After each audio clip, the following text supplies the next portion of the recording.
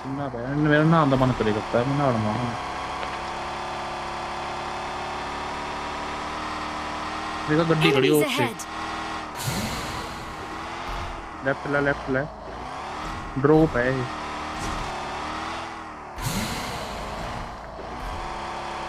ਉਹਨਾਂ ਨੂੰ ਨਹੀਂ ਪਤਾ ਬਈ ਗੱਡੀ ਮਾਰੀ ਪਈ ਆਪਾਂ ਕਿਸੇ ਦੀ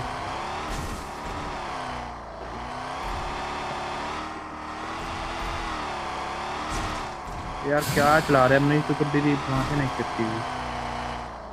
मैं करता लूट